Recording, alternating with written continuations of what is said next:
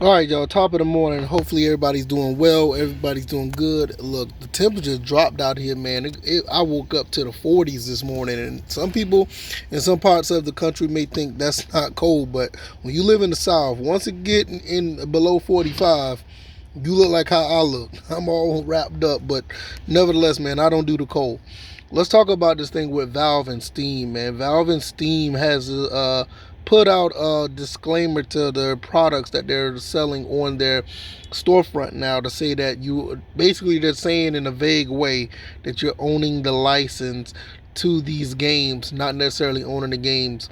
And GOG has come out to make this look like a promotional tour where they tell you that you own the games that you buy. As a consumer, I want to tell you guys this: just be careful of what you're buying nowadays when it comes to these digital games or just digital media in general. It has now gotten to the point where you have to understand what you're getting into. This whole thing with Gavin Newsom and signing in this bill into law to let people know that they're buying digital products that aren't necessarily yours, you're just buying the license. It's a great thing. Don't get me wrong. I love that because you need to know what you're getting into.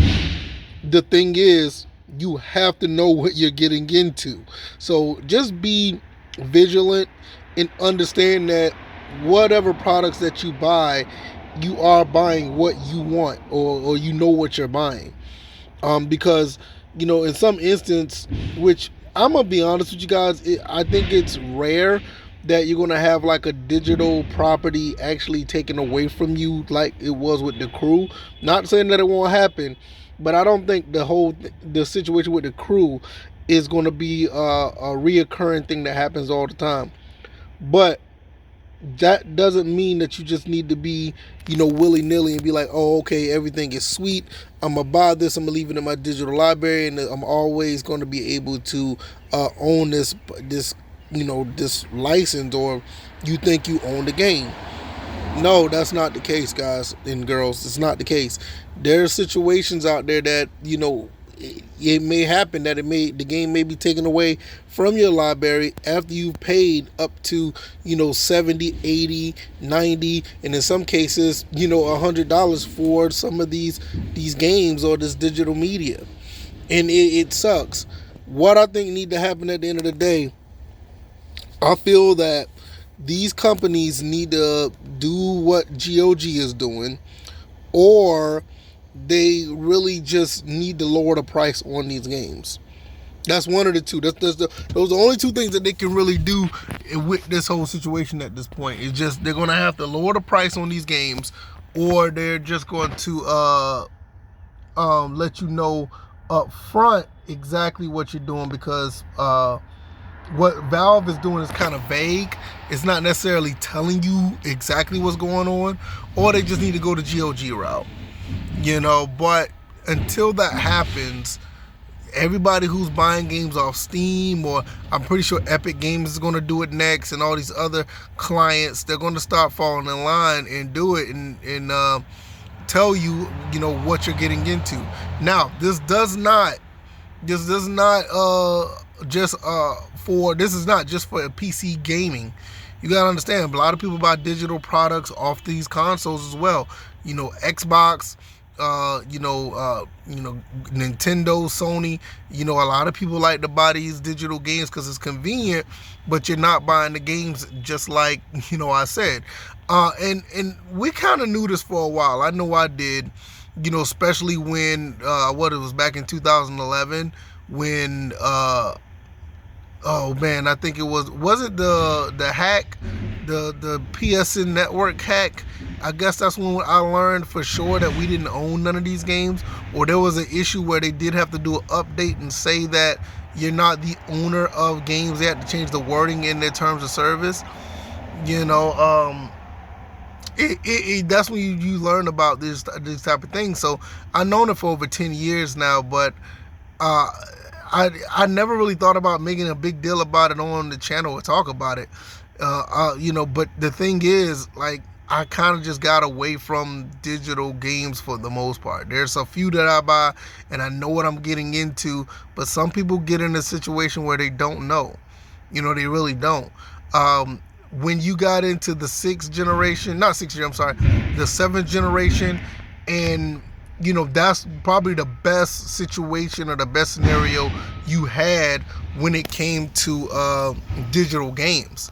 You really had it good to where if you take that console offline, you could take the PS3 offline, and long as if your user ID is still on that console, you will still get to play those games. I know that's with the PS3. You can take those offline. You'll still get to play the Xbox 360. I think they're the same way. If you take that console offline, you'll still get to play those games. And I think that's still the case for Valve as well with Steam. But you still have the run the risk of having to be online on PC at some point. And if Steam updates their client or whatever, there's a possibility that you could lose access to those games. I don't think that's the case with 6th generation consoles. 7th generation, I don't know how the PlayStation 4 and the Xbox One will react to digital games. I'm more or less thinking that you will probably be locked out of those games if you take it offline or whatever the case may be. It's not the same as the PS3 or the Xbox 360. And I'm pretty sure the PS5 and the Xbox Series is the same thing. I'm not 100% sure about the Switch. Maybe the Switch is... I know the Switch act kind of funny sometimes when, you try to play a digital game and you're not the user. It's like you got to flip the user to be primary or secondary or something like that. Because if you're another user on another Switch, you can't play that game. It's really, really weird. Like my son's Switch, if I use my username and I purchase the game under his username, with my username, I can't play it. I have to use his username to play that digital game. I find that very weird, but I don't know. That's something I have to do more investigation on. So if you guys know, y'all let me know or whatever. But I'm just looking at this whole situation. Just be mindful at this point. You don't want to be in a situation where you lose a game that you really, really want. And to be quite honest, if you really, really want a game, buy it physical. If it's available physical, buy it physical. You don't want to be in a situation like you don't want to be in a situation where you just lose a game that you really like, you really want to keep, and is on a hard drive somewhere, and for some reason you can't have access to it, because these companies are ridiculous at this point. It is no reason for these companies to hold you in contempt, or just hold you hostage with the license. And by the way, I know why they do it. I think they do it because they don't want you to quote unquote copy your game or whatever, or sell or pirate the game. But if you purchased it, you should be able to do whatever you want with it. At the end of the day, that's the way it should be. And I don't know if that's something that is required, or if that's just a part of their terms of service, or do they have to have it that way based on their client, the way the client run, and the developers. I'm not sure. I think you can just purchase the game flat out, and they'll give you the executable file, or you would just have the game on your hard drive with no problem. I think that's the case.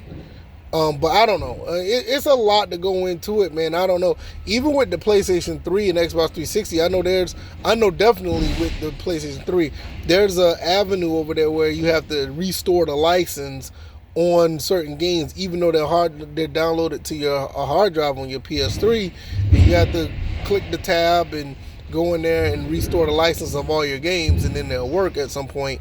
I've seen that happen, but at the same time, I know with the PS3, you can play those games offline. So I don't know. It's very complicated. They need to find a way to fix this, but unfortunately, what I think they're going to do, I think they're going to just tell you that you own the license and you don't own the game, and that license could expire. So technically, you still don't even own the license you just have a license to play the game. But yeah, that's pretty much it, man. Y'all let me know what y'all think. Will this go further? Do you think, with more outcry, they'll get to the point where you actually own the files instead of just owning a license. Because I think at the end of the day, that's the only way you will know for certain that game is yours. You take the files that you purchase, put them on your hard drive, and they cannot be touched by the client server or whatever the case may be. That's the only way that you're going to survive that. Other than that, what that saying that they say, if buying is not owning, then piracy is not stealing or something like that. It's something what they say. But nevertheless, y'all let me know what y'all think, man. I'm gonna get back to work, unloading my truck, man, and hopefully it warms up. It's supposed to warm up a little bit more today, but the cold weather's coming early, y'all. All right, y'all take it easy. I'm out. Peace.